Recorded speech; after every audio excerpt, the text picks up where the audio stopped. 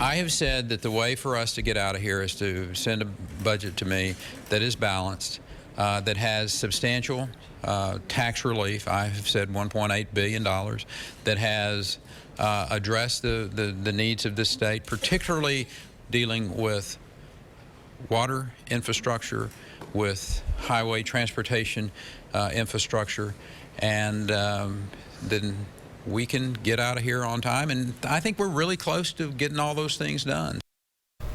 Budget breakdown, money meltdown. The governor has a checklist. Will he, what's landing on his desk meet his standard? Well, here with an inside look, our political roundtable, Mike Ward from the Austin American-Statesman and Bob Garrett from the Dallas Morning News. Thank you guys for being here. Sure. So you heard him there. We said $1.8 billion for tax relief. It seems like that's kind of the only thing really that lawmakers didn't meet completely in this budget. Do you think when it hits Governor Perry's desk, hopefully this week, that he'll actually go along with that?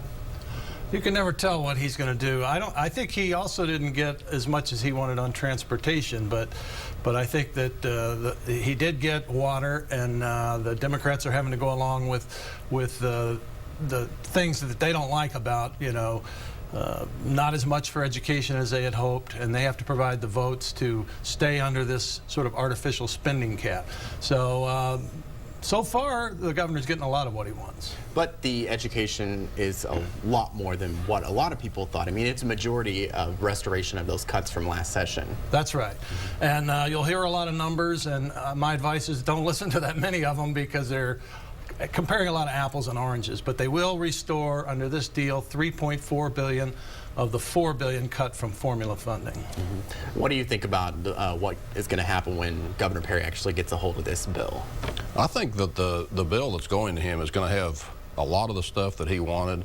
It's not going to have some of the stuff, but it's going to have a majority of it, and I think it's probably going to have enough that he'll give it serious consideration.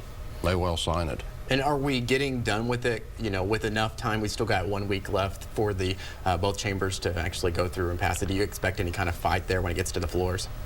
I think there'll probably be some pretty pointed discussions when that budget comes back through, but I think in the end it'll go through. The real action, I think, that could get interesting is tax cuts, because and last-minute drawdowns of some more rainy day fund money. Those things are still in play, and as long as there's uncertainty, people can play off of the chaos. You mentioned transportation, though. It seems like that was one of the things that Governor Perry really wanted to see funded, but it's not really funded that much in the budget. Right, they got about $500 million for the roads that are being torn up around the oil boom areas of South Texas and West Texas. And then there's just $400 million more for the next 2 years added for highways, and we go through that in like a month or two in this state. So they, when they said that to keep congestion where it is now, we need $8 billion more over the next 2 years, we're falling short of that. Yeah, TxDOT says we need a lot each year. I mean, how are they going to keep up with that if we don't actually fund it with this budget? The deal is, we've borrowed a lot, and we can keep building for the next 2 years, and then we hit a wall, and then there's no more money. So they can punt this to 2015, and I think they have. So let's talk about the rainy day fund, because that was one of the things that was in play when we talk about water infrastructure, because they were actually going to tap the rainy day fund, which is in a different bill compared to the budget, but it's related to it, and so it kind of gets a little confusing. But at one point the voters were going to have to decide that, but now they're not going to have to. Well, they're going to have to decide whether to create this fund as a constitutionally dedicated fund to kickstart a lot of water projects. And the money for it will come in a different bill, a second supplemental appropriations bill.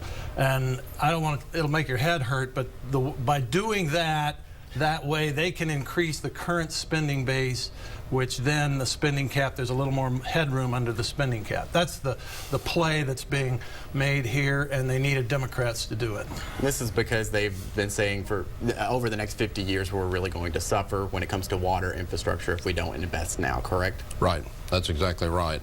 And they figured a way around raising the spending cap, and they've figured a way that they think they can solve their political problem between the House and the Senate.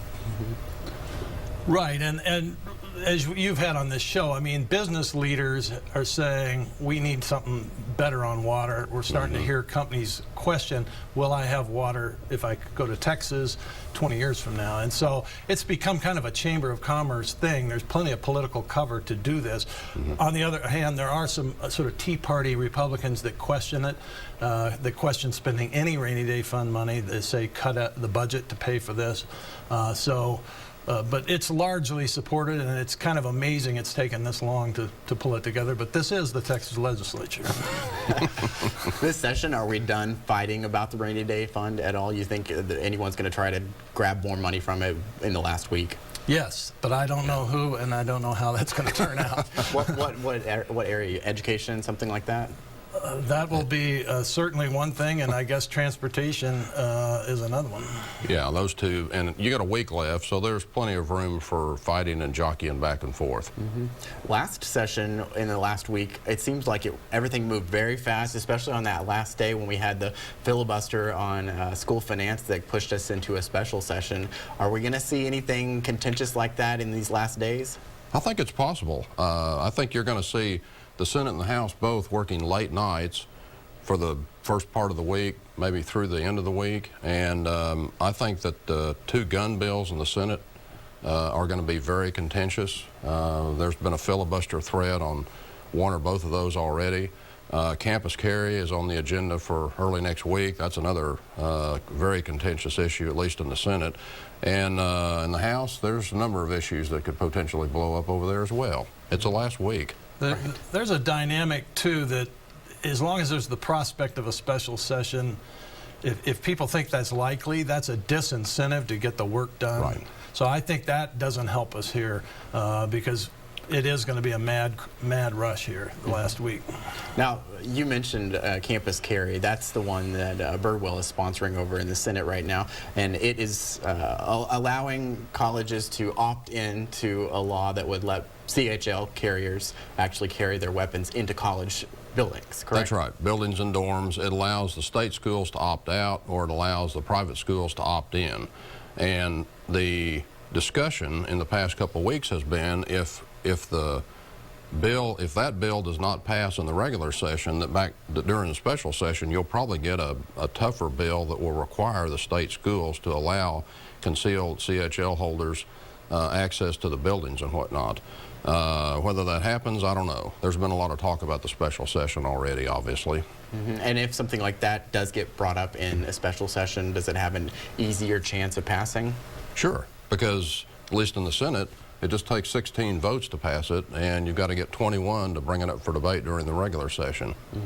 Right. I think that's why the Democrats in the House yielded this past week. Is the prospect of a special session for them is terrible. They saw that in 2011, that they can just bring back, the Republicans can bring back all of the hot button issues that didn't pass for their right wing. And so I think the real mischief here is among Republicans over the next week, whether there's some of them say, well, we're going to be back anyway, I don't like this, I'm going to blow it up.